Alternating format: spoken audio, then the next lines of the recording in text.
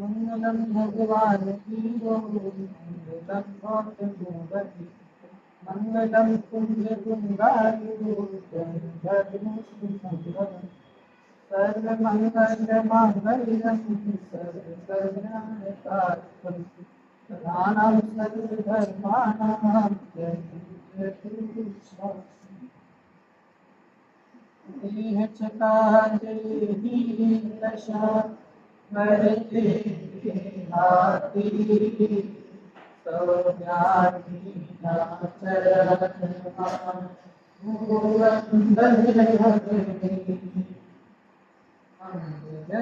सौम्याधि नाचरण जय कंगल हम जाते हरे संताति महान हरे करियो महान ब्रह्म करण चुकार जाते मिटे समाज पापे बदला प्रदर्शन महापर्व का आज नवा दिवस उत्तर आदिचल धर्म का दिन। अभी हमने पूज्य गुरुदेव श्री के क्षेत्र से उसकी परिभाषा सुनी। तो समस्त प्रकार के कलयुग से रहित जो आत्म शुद्ध निर्मल आत्म तत्व है वो वास्तविक आत्मचन काढ़ाई है। ग्रहण त्याग से शून्य, परिग्रह से शून्य, अंतर के बाहर के समस्त प्रकार के भावों से शून्य। ये आत्मा है कैसा? आत्म तत्व को पाने का लक्ष्य है वो आत्मा है कैसा ना, जिसकी प्राप्ति की हम किसकी चर्चा कर रहे हैं? किसकी प्राप्ति की? मोक्ष की। मोक्ष तो कहाँ होगा? विद्यालय में होगा। किसकी पर्याय है? मैं कौन हूँ? मैं आत्मा हूँ ना, मैं आत्मा हूँ ना। तो आत्मा की वो तो पर्याय, वो अवस्था का नाम मोक्ष है। वैश्य ने कहा ना कि केवल ज्ञान जैसी अनंत पर्याय भी है ना मेरे ज्ञान के अंदर आती हैं। तो मैं तो ऐसी अनंत पर्यायों का पिंड हूँ। ऐसी अनंत सामर्थ्य का धनी होने के बाद भी ये आत्मा कर्म आदि के ऊपर जो 5 समय की अपनी चर्चा चल रही है। कौन कौन से समय है?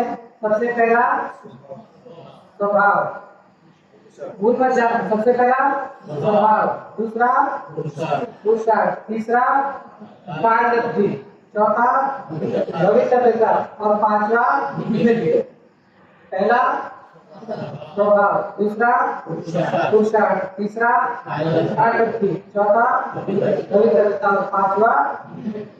तो इन जो 5 समय की जो चर्चा चल रही है उस चर्चा में अब तक हमने क्या समझा कि वो बार बार पंडित जी समाधान कर रहे हैं, लेकिन ये जो अनादिकाल का जो मोह पड़ा हुआ है उसके वशीभूत होकर के वो शिष्य उन्हें शंका उठाता है। तो कल जहां तक हमने देखा था कि हमें इतना तो समझ में आ गया, 3 चीजें थी ना। सबसे पहला हमको उपदेश क्यों देते हैं?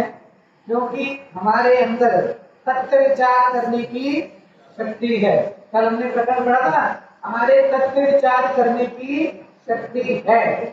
दूसरा, राग आदि का मन तो उदय वर्तता है ना। तत्व विचार करने पंचेंद्रिय बना है ना, संगीत बना, तो तत्व विचार करने की शक्ति भी मिली, राग आदि का मन उदय नहीं हुआ।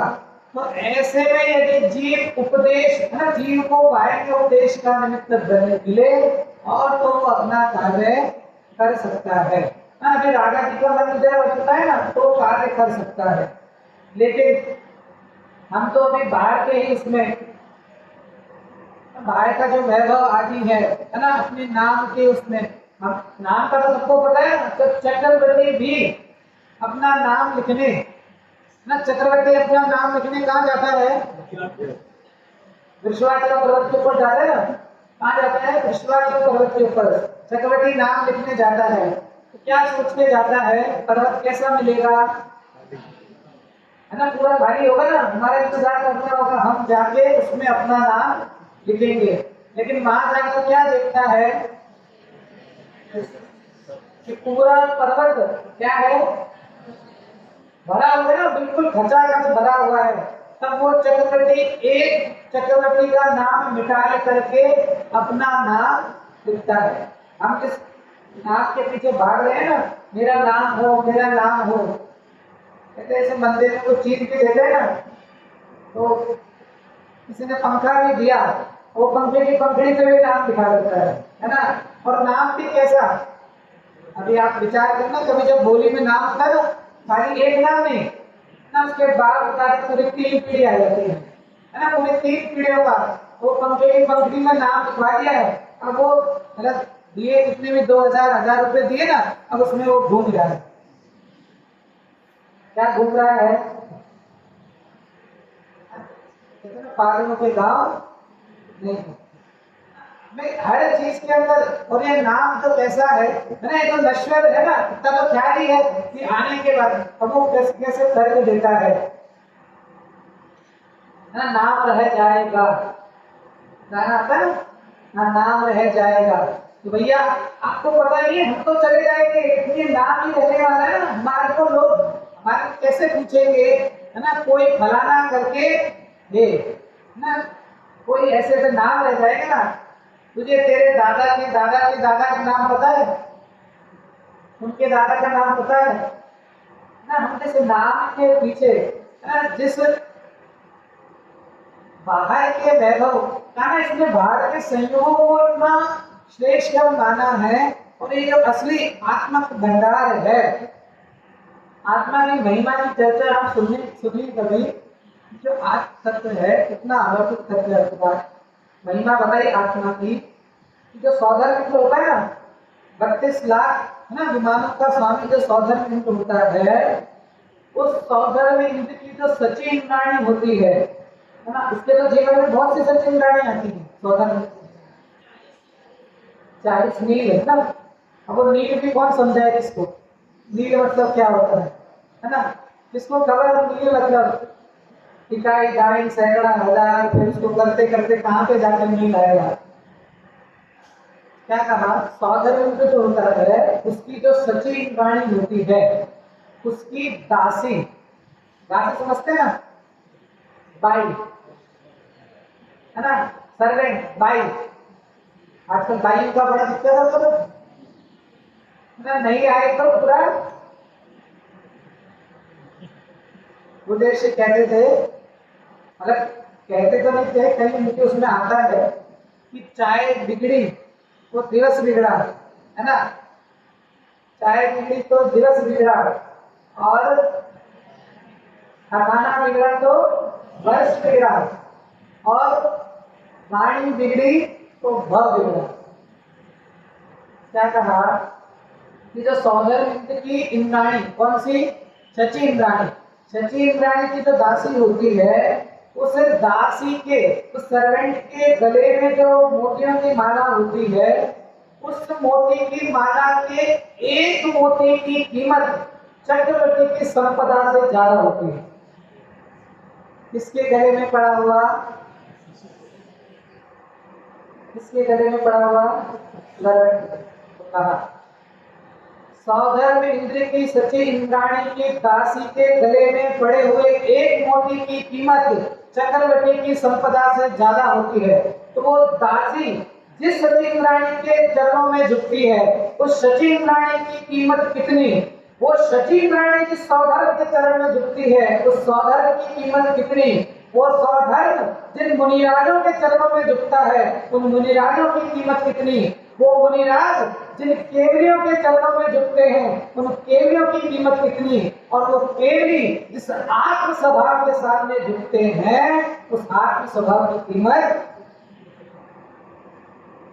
हमें अपने आत्म स्वभाव की कीमत ही नहीं है, हमें अपनी कीमत, कहता ना, अब मजाक भी करें ना, तुम्हें कोई बात 100 रुपए में भी नहीं पूछे, है ना, तुम्हें कोई बात तकिए के भाव नहीं पूछे, अरे हमें अपनी ना अनंत गुणों का भंडार या आत्म तत्व अपने अंदर विद्यमान है। इसकी कीमत ना दो देश ने 45 वर्षों तक एकमात्र इस आत्म तत्व की बात करी, तो कुछ तो होगा ना। 19 बार सभा में समय साल पढ़ा दिया, सभा के अंदर 19 बार, खुद ने तो कितनी बार पढ़ा होगा, तो कुछ तो होगा ना, कुछ तो तत्व मिल रहा होगा, नया नया कुछ तो आ रहा होगा ना। आत्मा ऐसा भंडार है, इसमें नया नया नया आनंद आनंद आनंद है ना। जो एक बार इसका आनंद ले ले तो फिर उसको बाकी संसार में कहीं दूसरा कुछ अच्छा नहीं लगता है। चलता हुआ विषय है ना। प्रयास ये है कि चाहे मोक्ष तक नहीं पहुंचे, लेकिन मोक्ष की जो सीढ़ी है, सम्यक दर्शन तो हम कर ही जाए। कितने दिन बचे हैं? कल क्या होगा? कल हमारा विसर्जन होगा कि नहीं? कल के बाद किसने, है ना, अब अगले साल फिर से आएंगे, है ना। हम भी अगले साल आएंगे ना, सीधे 10 लक्षण के अंदर, अगले साल 10 लक्षण के अंदर आएंगे, फिर ऐसे 10 दिन बैठ करके फिर वापस से दूर जाएंगे। चैतन्य हीरा मिला, चैतन्य तत्व मिला, ऐसा तत्व प्राप्त हुआ है कि एक बार इस तत्व को देख ले। चिंतामणि रत्न को भी देखना पड़ता है, चिंतामणि रत्न से भी कुछ मांगना पड़ता है, लेकिन ये तो ऐसा है बिन मांगे, अपना जांचे सुर तरु दे सुख, चिंतन चिंता रे, बिन जांचे बिन चिंते धर्म सकल ना। बाकी जगह तो मांगना पड़ रहा है ना, बाकी जगह तो कुछ इच्छा करनी पड़ रही है, सब जगह कुछ ना कुछ मांगना पड़ रहा है, लेकिन धर्म एक ऐसी वस्तु है बिन जांचे बिन चिंते ना, बिना कामना के धर्म सकल सुख है। ये धर्म ही एक ऐसा है जो वास्तव में ना सच्चा सुख, अगर ये त्रिभुवन में जीव अनंत सुख चाहे तुझे ना, ये तो बिल्कुल कॉमन लाइन है ना कि जितने भी संसार के प्राणी हैं दुख से डरते हैं और सुखी होना चाहते हैं। तो वो सुखी होने का जो मार्ग है, मोक्ष की प्राप्ति का जो मार्ग है, उसकी अपनी चर्चा चल रही थी। चलता हुआ विषय अपना उसको आगे बढ़ा रहा हूँ। कल जो पैराग्राफ लास्ट में पढ़ा था उसको पढ़ते हुए आज क्योंकि समाप्त करना है ना, थोड़ा पूरा पढ़ता हूँ, फिर बाद में चर्चा करेंगे। हाँ, तथा इस अवसर में, तथा इस अवसर में, अवसर याद है ना, क्या बताया था? तथा इस अवसर में जो जीव पुरुषार्थ से तत्व निर्णय करने में उपयोग लगाने का अभ्यास रखें, उनकी विशुद्धता बढ़ेगी, उससे कर्मों की शक्ति हीन होगी, कुछ काल में अपने आप दर्शन मोह का उपशम होगा, तब तत्वों की यथावत प्रतीति आएगी। तो इसका तो कर्तव्य, अर्थात मेरा कर्तव्य तत्व निर्णय के अभ्यास का ही है। किसी से दर्शन मोह का उपशम तो स्वयं होता है, उसमें जीव का कर्तव्य कुछ नहीं है। आगे, तथा उसके होने पर, किसके होने पर? अभी ऊपर दिया ना, दर्शन मोह के उपशम होने पर, तथा उसके होने पर जीव के स्वयं ना करना नहीं पड़ता, स्वयं सम्यक दर्शन होता है। और सम्यक दर्शन होने पर श्रद्धांत को यह हुआ कि मैं आत्मा हूँ, मुझे रागादिक नहीं करना, परंतु चारित्र मोह के उदय से रागादिक होते हैं। वहां तीव्र उदय हो तब तो विषय आदिक में प्रवृत्तता है, और मंद उदय हो तब अपने पुरुषार्थ से धर्म कार्यों में वैराग्य आदि भावना में प्रयोग को लगाता है। तो अभी जो कहा ना कि ये तो पता है कि मैं आत्मा हूँ, मुझे रागादिक नहीं करना, परंतु चारित्र मोह के उदय से रागादिक होते हैं। जैसे भरत चक्रवर्ती थे, सम्यक दृष्टि जीव थे, लेकिन फिर भी चारित्र मोह के उदय के कारण अपने ही भाई पे क्या चलाया, जो स्टोरी आती ना, अपने भाई पर चक्र चलाया ना बाहुबली के ऊपर। रामचंद्र जी है ना, सम्यक दृष्टि जीव थे, लेकिन चारित्र मोह के उदय के कारण अपने भाई के शव को 6 माह तक बंदे पर रखकर घूमते रहे। तो क्या कहा कि ये खबर तो बढ़ गई, श्रद्धांत तो यह हुआ कि मैं आत्मा हूँ, मुझे रागादिक नहीं करना, परंतु चारित्र मोह के उदय से रागादिक होते हैं। वहां तीव्र उदय हो तब तो विषय में आदि में प्रवृत्तता है, और मन उदय हो, तब अपने पुरुषार्थ से धर्म कार्यों में वह वैराग्य आदि भावना में उपयोग को लगाता है। उसके निमित्त से चारित्र मोह बंद हो जाता है। क्या हो गया? चारित्र मोह भी बंद हो गया। हाँ, ये भी बंद हो गया। चारित्र मोह क्या हो गया? बंद हो गया। ऐसा होने पर ना देश चारित्र व सकल चारित्र अंगीकार करने का पुरुषार्थ प्रकट होता है। चारित्र मोह बंद हुआ ना, तो अब क्या भावना आई कि मैं व्रत आदि को धारण करूं, ना देश चारित्र, फिर 12 भावना भाग के मुनि दशा सकल चारित्र अंगीकार करने का पुरुषार्थ प्रकट होता है तथा चारित्र को धारण करके अपने पुरुषार्थ से धर्म में परिणति को बढ़ाए, वहां विशुद्धता से कर्म की शक्ति हीन होती है, उससे विशुद्धता बढ़ती है और उससे कर्म की शक्ति और हीन होती है ना। जैसे जैसे विशुद्धता बढ़ती जाती है वैसे वैसे कर्म की शक्ति हीन होती जाती है।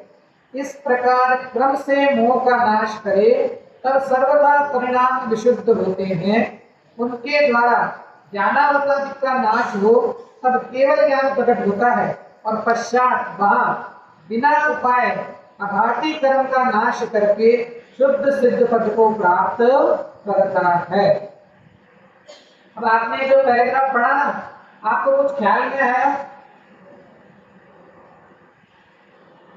संसारिक से सिद्ध सारी दशा इसमें आ गई है। पहले गुणस्थान से लेकर गुणस्थानातीत आया सामने। हाँ, वापिस से पढ़ रहा हूं, अब गुणस्थान की अपेक्षा से देखना। अभी जो इसके ऊपर का करेगा तो ना तथा इस अवसर में, तथा इस अवसर में जो जीव पुरुषार्थ से तत्व निर्णय करने में उपयोग लगाने का अभ्यास कर रखे। तो ये जो सबसे पहले आई ना तत्व निर्णय करने में उपयोग लगाने का अभ्यास, तो वो कौन से गुणस्थान से? कौन सा गुणस्थान?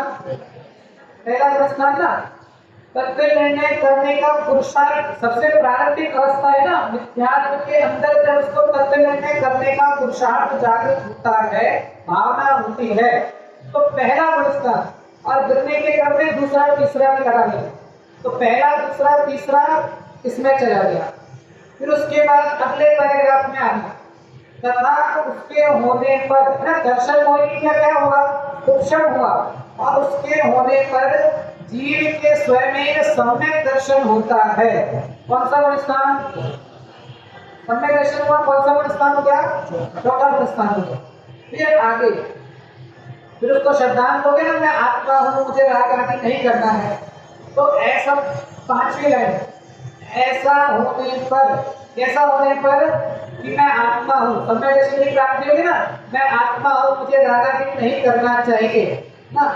ऐसा होने पर जब ये जीव पुरुषार्थ से धर्म कार्यों में वैराग्य की भावना में उपयोग को लगाता है, तो उसके निमित्त से चारित्र मोह बंद होता है। और जब चारित्र मोह बंद होता है तो ऐसा होने पर देश चारित्र, व्रत धारण करने का परिणाम देश चारित्र। कौन सा गुणस्थान? पीछे वाला गुणस्थान याद करना एक के बाद एक। कौन सा गुणस्थान? 5वां गुणस्थान ना, देश चारित्र का। फिर वह सकल चारित्र अंगीकार करने का पुरुषार्थ प्रकट होता है। कौन सा गुणस्थान? 6ठा 7वां है ना, सकल चारित्र अंगीकार करने का पुरुषार्थ हुआ 6ठा 7वां गुणस्थान। तथा चारित्र को धारण करके अपने पुरुषार्थ से धर्म में परिणति को बढ़ाए, वहां विशुद्धता से कर्म की शक्ति हीन होती है ना। तो क्या हुआ?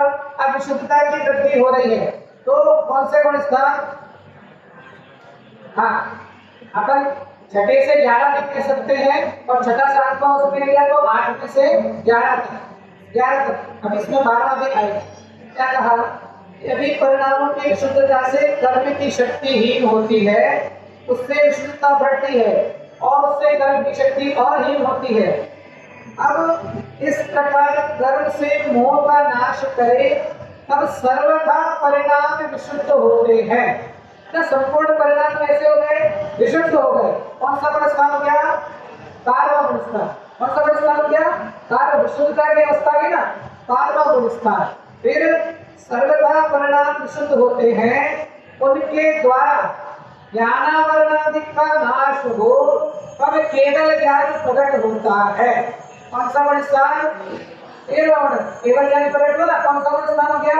13वां वर्ण स्थान। पश्चात महा बिना उपाय आघाती कर्म का नाश करके, ना आघाती कर्म का नाश हुआ, कौन सा वर्ण स्थान?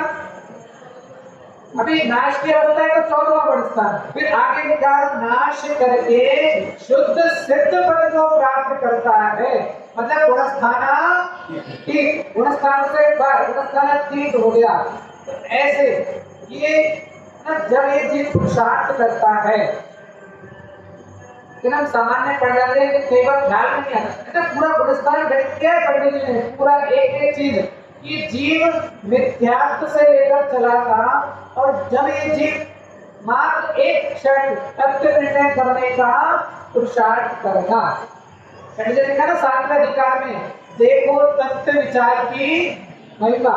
ना तत्व विचार की महिमा लिखी ना कि जो तत्व विचार बिना व्रत कर्म आदि धारण करे लेकिन उसके को सम्यक होने का अधिकारी नहीं है, लेकिन तत्व विचार वाला इसके बिना भी सम्यक का अधिकारी होता है। तो यहाँ क्या कहा कि तू मात्र इतना कर, क्या कर? तत्व निर्णय का पुरुषार्थ कर और कुछ नहीं करना है ना। ज्यादा भटकने का धर्म नहीं है, ज्यादा दिमाग लगाने का भी नहीं है, मात्र एक कार्य करना है।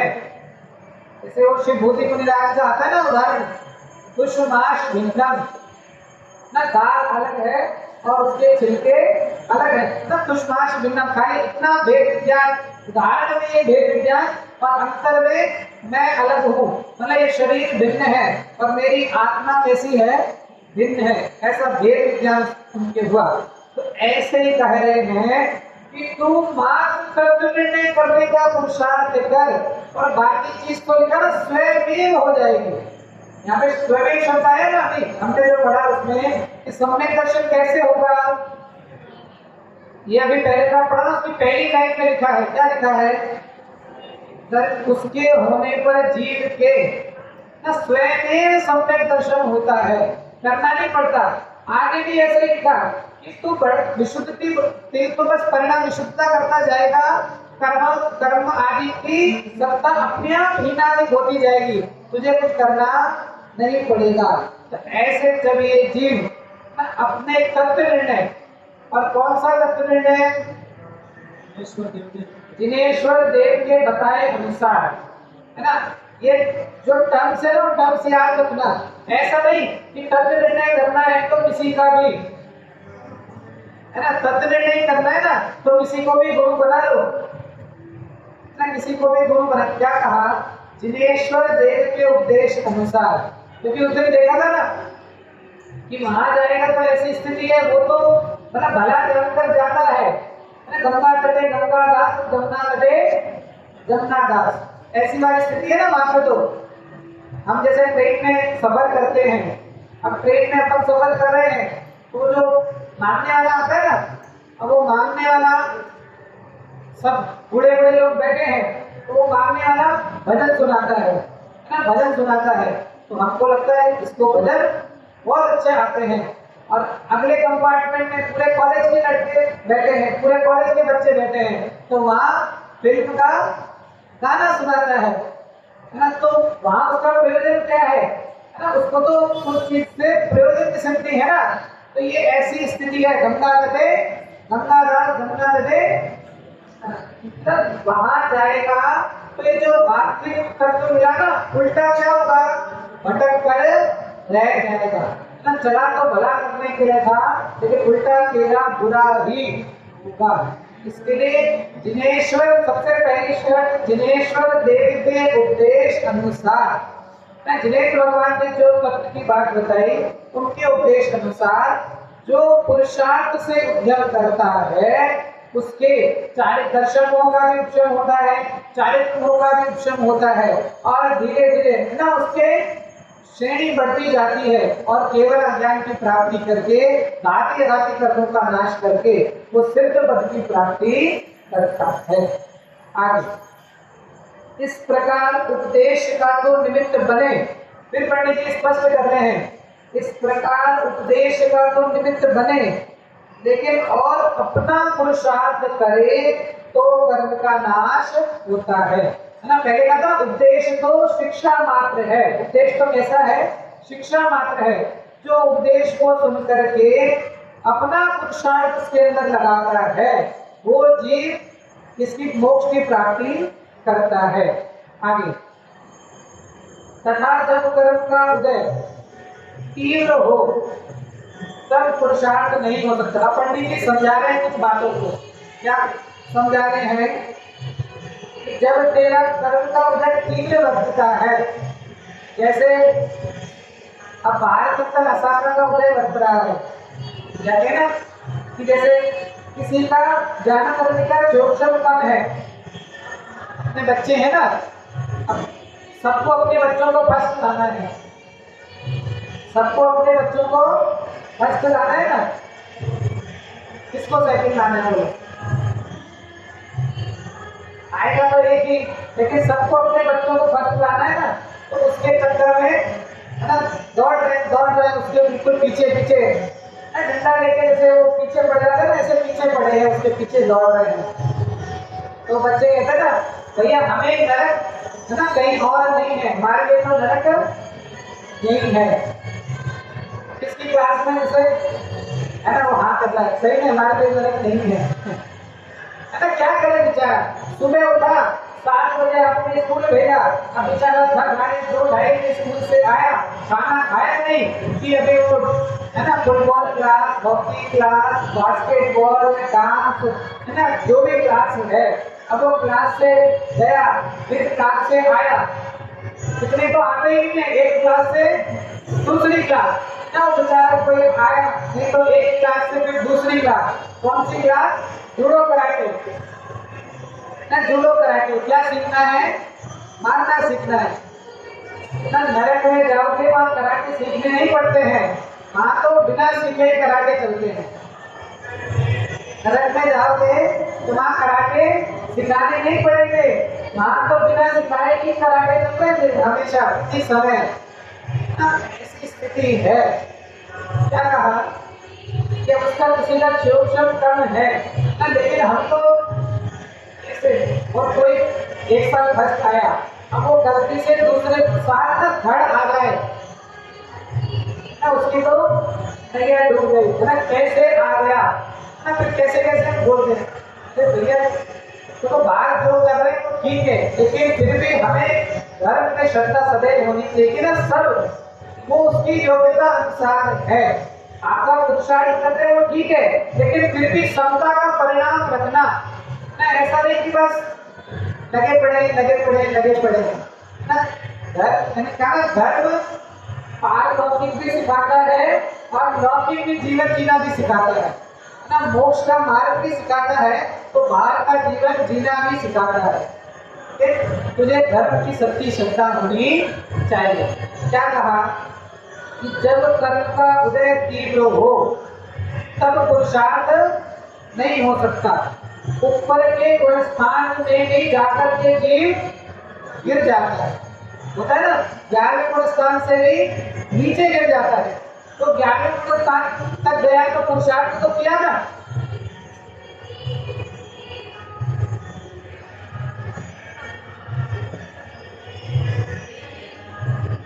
पुरुषार्थ किया ना, 11वें गुण स्थान तक गया, लेकिन वहां पर चारित्र्यों का उदय ना वर्त गया, चारित्र्यों का उदय आया, तो वहां से 11वें गुण स्थान से भी क्या हो जाता है, जीव नीचे गिर जाता है। तो क्या लिख रहे हैं कि जब कर्म का उदय तीव्र हो तब पुरुषार्थ नहीं हो सकता। ऊपर के गुण स्थान से भी जीव गिर जाता है, वहां तो जैसे हो रहा है वैसा होता है। मतलब क्या विचारना, वहां तो जैसा होना था, जैसी भवितव्यता थी, होनहार था, वैसा होता है। परंतु जहां मन उदय हो और पुरुषार्थ हो सके वहां समाधि नहीं होना। तो अपनी शर्त बताएगी ना कि तेरे नारायण का मन उदय भी बढ़ता है तो और तेरे विचार करने की शक्ति भी है ना, परंतु वापिस से, परंतु जहाँ मंद उदय हो और पुरुषार्थ हो सके वहाँ प्रमादी नहीं होना। किसके लिए कह रहे हैं? किसके लिए कह रहे हैं? मेरे लिए। किसकी चर्चा चल रही है? मेरी चर्चा चल रही है ना, कि मेरे अभी तत्व निर्णय करने की शक्ति भी है, मेरे रागादि का बंध उदय भी है। तो पंडित जी स्पष्ट कर रहे हैं कि ऐसे काल में प्रमादी नहीं होना, सावधान होकर के अपना कार्य करना। अपना कार्य मतलब मोक्ष का जो कार्य है, तो सुखी होने का जो मार्ग है, वो सुखी होने का कार्य करना।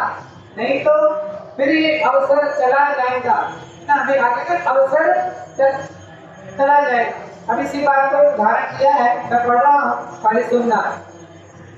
जैसे अभी वो बोला ना, कर्म का तीन उदय हो गया। जैसे कोई पुरुष नदी के प्रवाह में पड़ा बह रहा है, अभी बाढ़ आ रही है, सब जगह बाढ़ आ रही है, क्या कहा? कोई पुरुष नदी के प्रवाह में पड़ा बह रहा है, वहां पानी का जोर हो, तब तो उसका पुरुषार्थ कुछ नहीं, उपदेश भी कार्यकारी नहीं, है ना। बिल्कुल तीव्र बहाव हो, स्विमिंग आती हो, लेकिन फिर भी तीव्र बहाव है ना, तो उसमें वो कितना भी हाथ पैर मारेगा, लेकिन वो पार नहीं जा पाएगा। जाएगा। जैसे कोई पुरुष नदी के प्रवाह में बड़ा बह रहा है, वहां पानी का जोर हो, तब तो उसका पुरुषार्थ कुछ नहीं, उपदेश भी कार्यकारी नहीं। और पानी का जोर थोड़ा हो, है ना, पानी कैसा हो गया? कम हो गया। पानी का जो बहाव था ना, कम हो गया। पानी का जोर थोड़ा हो, तब यदि पुरुषार्थ करके निकले तो निकल जाएगा, है ना। तब यदि पुरुषार्थ करके निकले तो वो नदी पार कर लेगा, निकल जाएगा, और उसी को निकलने की शिक्षा देते हैं।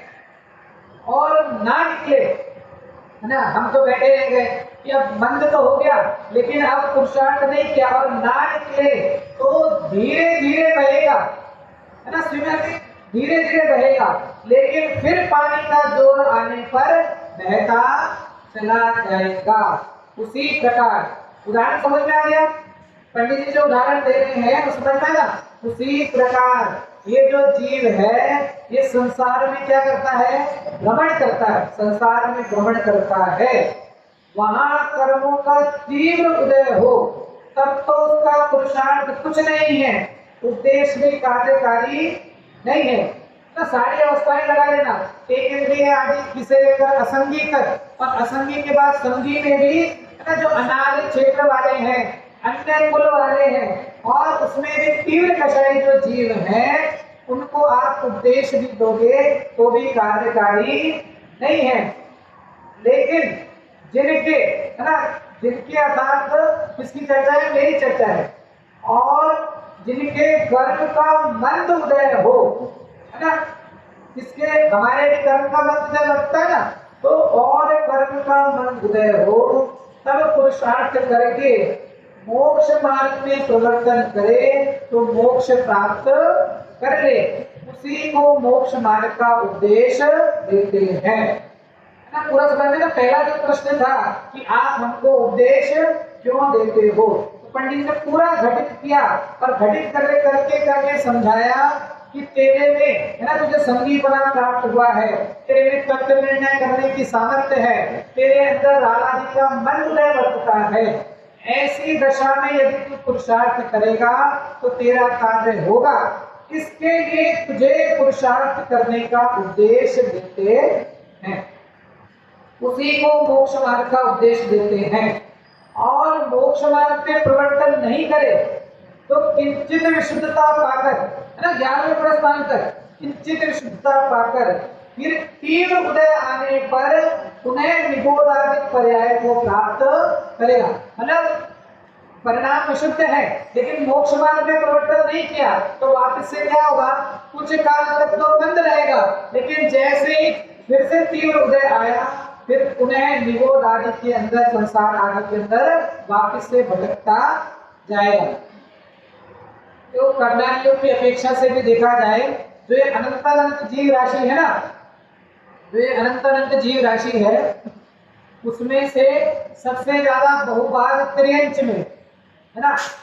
जैसे एक वर्ग में से मतलब अनंत राशि का बहुभाग त्रियंच में, अब जो एक भाग बचा ना उसे एक भाग का बहुभाग सिद्ध में, त्रियंच त्रियंच के बाद सिद्ध, फिर वो जो बहुभाग बचा उस सिद्ध का जो एक बहुभाग बचा वो देव में, फिर देव से भी नरक में, फिर नरक से भी आया मनुष्य में, फिर मनुष्य में भी ना कितना कितना भाग बच गया, फिर जो भाग बचा ना उसका बहुभाग अपर्याप्तक में ना समुच्चय में, फिर उसका जो एक भाग बचा वो गर्भज में ना पर्याप्तक मनुष्य में 29 का प्रमाण, उस पर्याप्तक के अंदर भी पर्याप्त दशा प्राप्त की ना उसमें भी फिर बहुभाग तो अनार्य क्षेत्र में ना बहुभाग अनार्य में, उसमें एक भाग ना उत्तम क्षेत्र, फिर उत्तम कुल, फिर उत्तम कुल के बाद देवशास्त्र गुरु का मिलना, फिर देवशास्त्र गुरु के बाद में भी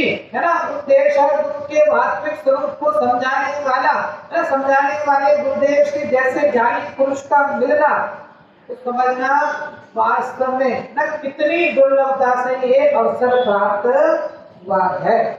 जिस अवसर को पंडित जी बार बार कह रहे हैं ना कि तेरे लिए उत्तम अवसर आया है, कहते हैं आगे। इसलिए तू कहां से आया था, अनंत जीव राशि के अंदर से तू एक क्या ना कंपटीशन एग्जाम दिया 15 लाख लोगों ने, उन 15 लाख लोगों में से तुम एक मतलब तुम जितने भी आए 100 200 500 जितने आए हैं वो उस 15 मतलब मैं तो भाई उदाहरण दे रहा हूँ 15 लाख अनंत जीव राशि में से चल चल कर मैं यहाँ पर आया हूँ। मैं जो यहाँ तक आया ना कितनी अनंत जीव राशि में से मैं यहाँ तक आया, इसके लिए पंडित जी कह रहे हैं इसलिए है ना जितनी भी बात है ना इसलिए अवसर चूकने योग्य नहीं है। जैसे हम बाहर कहते हैं लौकिक में, अरे बिल्कुल अवसर की जमीन है, जमीन कैसी है, मौके की जमीन है, आज ले लोगे तो है ना माला माल हो जाओगे, अवसर चूकने योग्य नहीं है। तो पंडित जी कह रहे हैं ये जो मनुष्य पर्याय तुझे मिली ना तत्व निर्णय करने की सामर्थ्य मिली, राधा जी का मन उदय बरस रहा है, तो ऐसा ये जो अवसर है ये अवसर चूकने योग्य नहीं है, क्योंकि एक बार नहीं अवसर चला गया फिर बाद में ये अवसर आना ये समागम फिर रहेगा, मैं रहूंगा और ये समागम रहेगा कि नहीं रहेगा पता नहीं, ये समागम रहे और मैं रहूंगा कि नहीं रहूंगा ये पता नहीं, मैं भी रहूं ये समागम भी रहे लेकिन ये भाव रहेंगे कि नहीं रहेंगे इसका भी पता नहीं। अब तो सब तरह से है ना, अब तो देखा ना अब सर्व प्रकार से अवसर आया है। श्रीमद ने कहा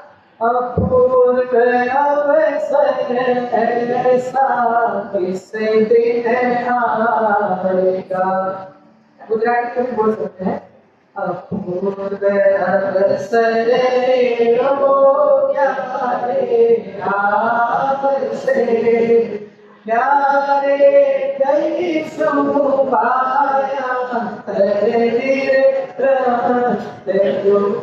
कब वो अवसर आएगा। पंडित जी कह रहे हैं अब सर्व प्रकार से अवसर आया है ना, वो अवसर कहीं से लाना नहीं है। अब किसी की शक्ल देखने की है ना, किसी को बुलाने की, किसी की शक्ल देखने की, किसी की इच्छा कोई करने की शेष बाकी नहीं है। अब सर्व प्रकार से अवसर आया है, ऐसा अवसर प्राप्त करना सरल है। क्या लिखा पढ़िए, क्या लिखा है ना सामने, पढ़ तो सकते हैं ना, हिंदी तो पढ़नी आती है कोई बात नहीं। इसके लिए मैं कह रहा हूं पर का लक्ष्य छोड़ना है ना, अपना लक्ष्य रखना। क्या कहा कि ऐसा अवसर प्राप्त करना पहले है, क्या यह मानुष पर्याय सुकुल सुनिको जिनवाणी, यह विधि गए न मिले सुमणि जो उदधि समान। एक बार ना उदाहरण सबको ख्याल है ना कि समुद्र के किनारे बैठा बैठा समुद्र में पत्थर फेंक रहा है और उसी पत्थर के क्रम में हाथ में न चिंतामणि रत्न आता है, उस रत्न को भी समुद्र में फेंक दिया। अब फेंक दिया, उसके बाद पछताने से क्या होने वाला है ना। समुद्र में तो फिर वो पत्थर कहाँ गया, मिलने वाला नहीं है। इसका यह मानुष पर्याय सुकुल सुनिवो जिनमाणी, ये विधि गए न मिले सुमणि जो जल्दी समय।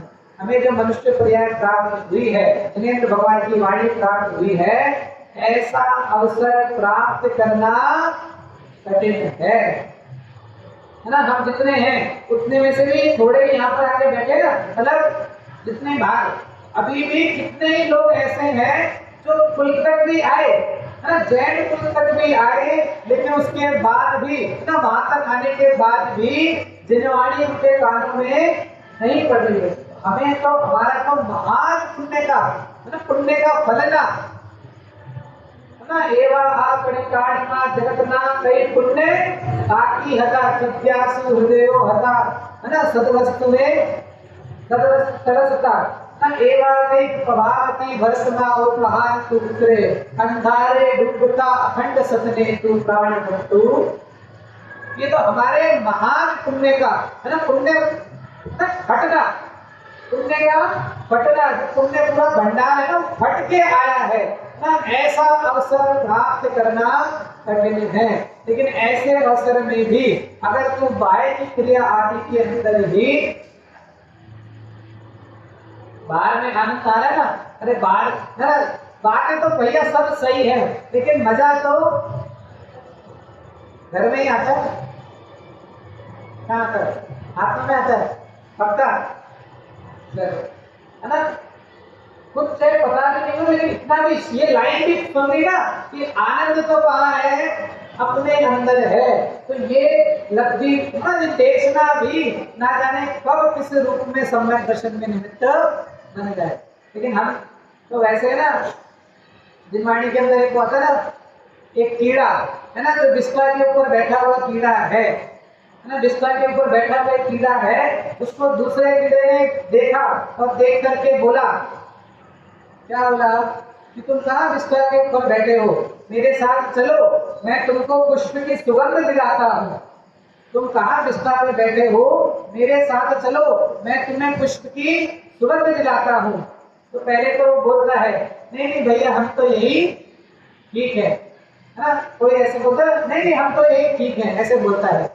फिर बाद में वो बार बार कहता है नहीं एक बार चलो तो सही, तो किसी को लाते तो एक बार चलो तो सही, एक बार सुनो तो सही ना, ठीक नहीं लगे तो एक बार चलो तो सही। अब वो आ तो गया, आ गया। अब वो जब फूल के ऊपर बैठा है तब वो दूसरा कीड़ा उससे पूछता है कि बताओ कैसा लग रहा है, कैसा लग रहा है, पूछता है। तो उसने उत्तर दिया कैसा लग रहा है, वैसे का वैसे ही लग रहा है। कैसा लग रहा है, वैसे जैसा वो बिस्तर के ऊपर लगता था वैसा का वैसा ही लग रहा है। तब उसको आश्चर्य हुआ, ऐसा तो हो नहीं सकता है ना, बिस्तर की दुर्गंध और फूल की सुगंध दोनों एक जैसी कैसे हो सकती है। तो फिर उसने है ना, फिर उसका एनालिसिस किया, अपन रिसर्च करते हैं। क्या किया, जब उसने देखा तो पता पड़ा कि वो जो आया ना वहां से, तो वो अपनी नाक में बिस्तर के कण रख कर आया ना, तो अपनी नाक को बिस्तर के कण रख करके आया है। तो वो फूल के ऊपर बैठा है, लेकिन फिर भी उसको दुर्गंध सुगंध जो माना है वो किसकी आ रही है, बिस्तर की आ रही है। ऐसी दशा हमारी भी ऐसी ही दशा है ना। हम आकर बैठ तो गए, लेकिन अभी भी हमारे अंदर वही कषाय के परिणाम, वही विभावों के परिणाम, कर्तव्य बुद्धि, भोक्तव्य बुद्धि, ममत्व बुद्धि के परिणाम, ये सब परिणाम भी हमारे अंदर है।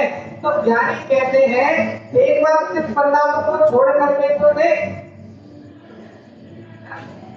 भाई साहब कहते हैं जो मंदिर नहीं आता उसको मंदिर आने के लिए कहना, और जो मंदिर आता है उसको अंदर आने के लिए कहना। क्या कहा, जो मंदिर नहीं आता उसको मंदिर आने के लिए कहना, और जो मंदिर आता है उसको अंदर आने के लिए कहना। अंदर आना मतलब अपने अंदर जाने के लिए कहता ना। जैसे हम मंदिर में बाहर ना चमड़े की बनी वस्तुएं मंदिर के बाहर छोड़ करके आते हैं, वैसे ही है ना चर्म दृष्टि को भी छोड़कर आए।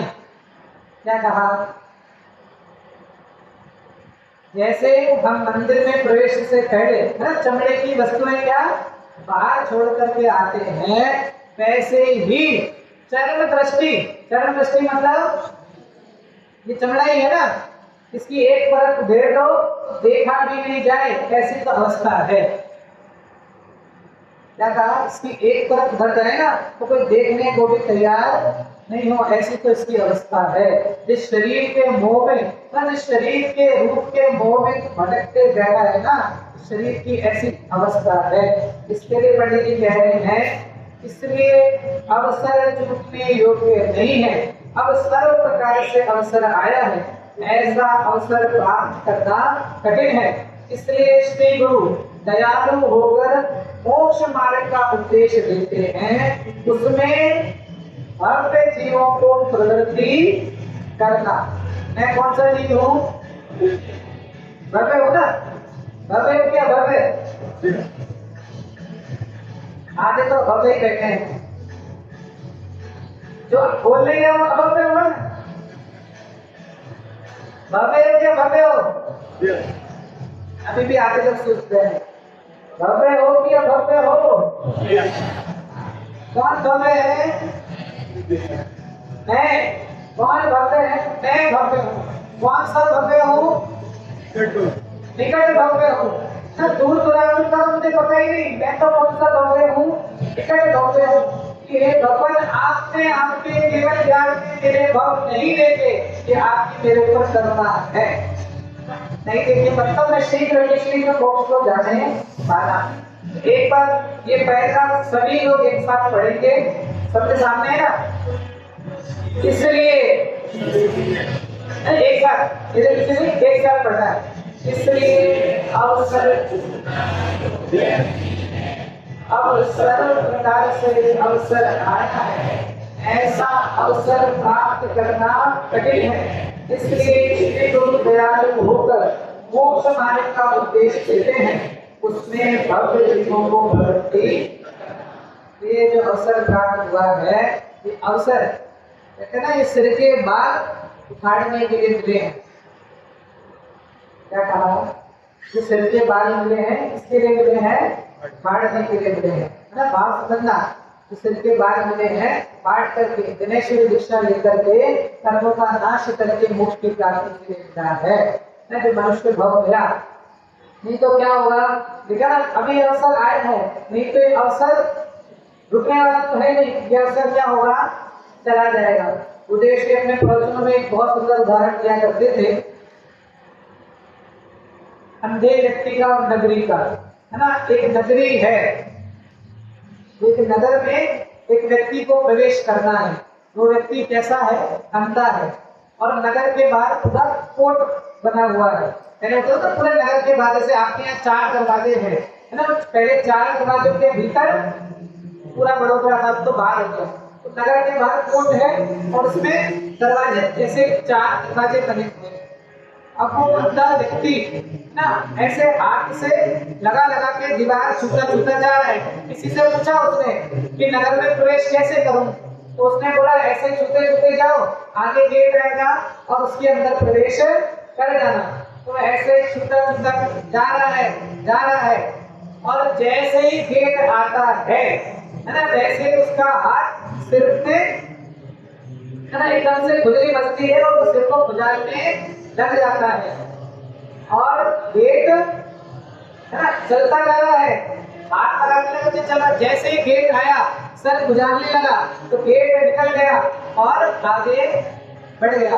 फिर ऐसा ही आगे बढ़ा, फिर गेट आया, सर गुजारता रहा और ऐसे ही ना वो घूमता रहता है, नगरी में प्रवेश नहीं कर पाता है। ऐसे हमारी दशा है ना। हमें जो सब अवसर प्राप्त हुआ है, इस सिर बुझाने में अवसर, सिर बुझाना मतलब सब बाहर के बैठ की बात ही पूरे दौड़ ही है ना। बलंदी जेल जैसे वो बैल ना, कोल्हू का बैल जैसे वो घूमता रहता है, घूमता रहता है, घूमता रहता है। हम अपने पूरे दिन की दिनचर्या लगाएं, है ना, तो हमारी दशा उस बैल से ज्यादा कोई अच्छी नहीं है ना, हमारी दशा उस बैल की जैसी ही है।